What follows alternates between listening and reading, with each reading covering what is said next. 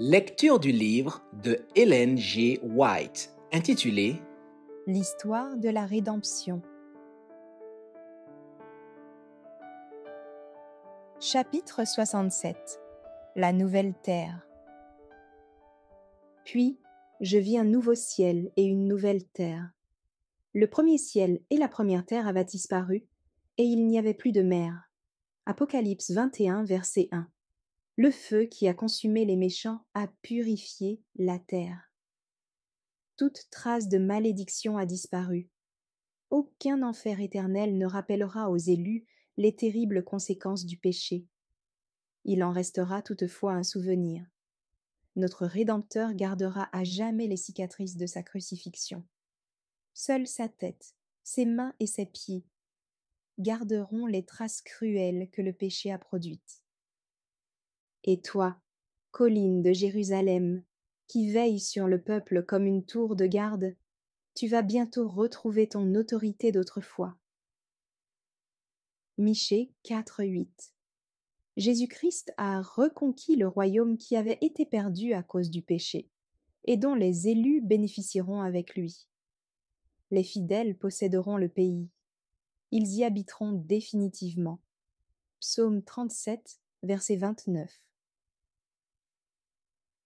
La crainte de matérialiser à outrance l'héritage des rachetés a conduit plusieurs à spiritualiser les vérités qui concernent la nouvelle terre, notre futur séjour.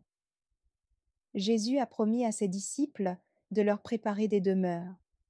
Ceux qui acceptent les enseignements de la parole de Dieu ne sauraient être totalement dans l'ignorance concernant ces demeures.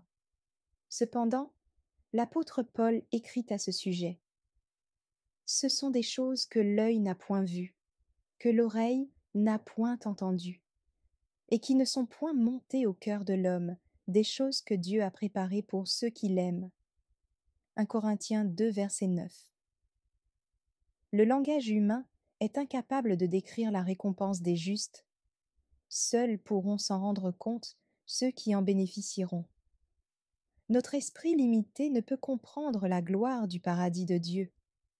Dans les Écritures, l'héritage des élus est appelé une patrie. Hébreux 11, versets 14 à 16.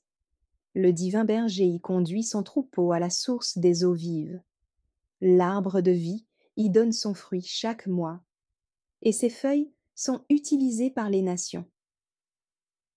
Des ruisseaux intarissables d'une eau claire comme le cristal sont bordés d'arbres verdoyants, qui jettent leur ombre sur les sentiers préparés pour les rachetés du Seigneur. D'immenses plaines ondulées en collines gracieuses alternent avec les cimes altières des montagnes de Dieu. C'est sur ces plaines paisibles et le long de ces cours d'eau vives que le peuple de Dieu, si longtemps pèlerin et errant sur la terre, trouvera enfin un foyer. La nouvelle Jérusalem. L'Écriture nous parle aussi de la nouvelle Jérusalem, resplendissante de la gloire de Dieu, qui brillait d'un éclat semblable à celui d'une pierre précieuse, d'une pierre de jaspe transparente comme du cristal.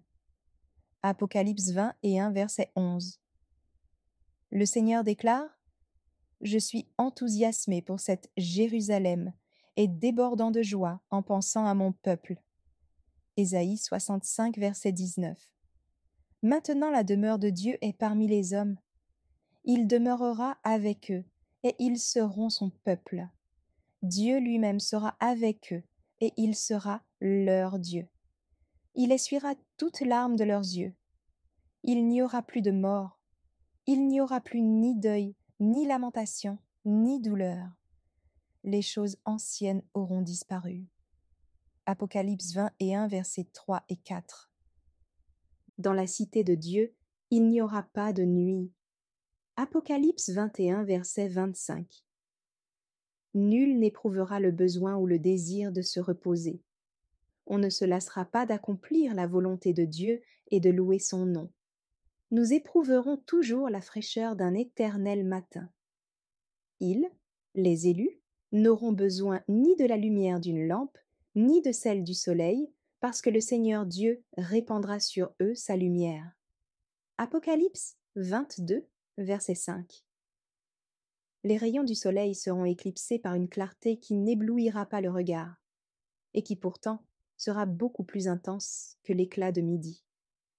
La gloire de Dieu et de l'agneau inondera la sainte cité d'une lumière constante. Les rachetés marcheront à la glorieuse clarté d'un jour perpétuel. Je ne vis pas de temple dans cette ville, car elle a pour temple le Seigneur Tout-Puissant, ainsi que l'agneau. Apocalypse 21, verset 22. Le peuple de Dieu jouira d'un privilège, celui de vivre en communion directe avec le Père et le Fils. À présent, ce que nous voyons est semblable à une image obscure reflétée par un miroir. 1 Corinthiens 13, verset 12. Aujourd'hui, l'image de Dieu se réfléchit à nos yeux comme dans un miroir, par l'intermédiaire de la nature et des interventions divines en faveur des humains. Mais alors, nous verrons le Seigneur face à face, sans voile.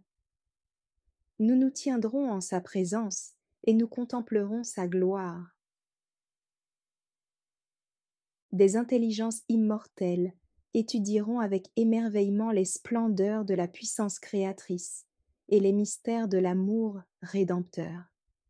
Plus d'ennemis cruels et rusés pour entraîner l'homme à oublier Dieu. Toutes les facultés pourront se développer, tous les talents s'épanouir.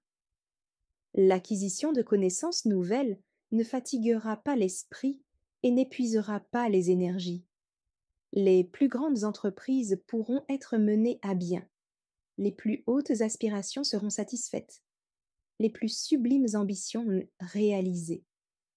Néanmoins, il y aura toujours de nouveaux sommets à gravir, de nouvelles merveilles à admirer, de nouvelles vérités à sonder, de nouveaux sujets à étudier, mobilisant toutes les facultés de l'esprit, de l'âme et du corps.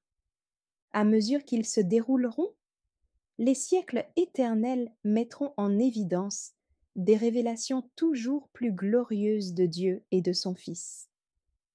Le progrès dans l'amour, la révérence et le bonheur ira de pair avec celui des connaissances. Plus les humains apprendront à connaître Dieu, plus ils admireront son caractère. Et à mesure que Jésus dévoilera aux élus les beautés de la rédemption et le prodigieux aboutissement du grand conflit avec Satan, leurs cœurs tressailliront d'adoration. Ils feront vibrer leur harpe d'or, et le chœur de louange exécuté par la multitude des rachetés s'enflera puissant et sublime. J'entendis aussi toutes les créatures dans le ciel, sur la terre, sous la terre et dans la mer, toutes les créatures de l'univers entier, qui chantaient. À celui qui est assis sur le trône et à l'agneau soit la louange, l'honneur, la gloire et la puissance pour toujours. Apocalypse 5, verset 13. Le péché et les pécheurs ne sont plus. Tout l'univers de Dieu est purifié et la grande tragédie est définitivement terminée. Merci d'avoir écouté cette lecture. Si vous avez des questions ou des remarques sur le thème abordé, n'hésitez pas à les partager dans les commentaires et notre équipe ne manquera pas de les considérer. À bientôt sur lereste.org.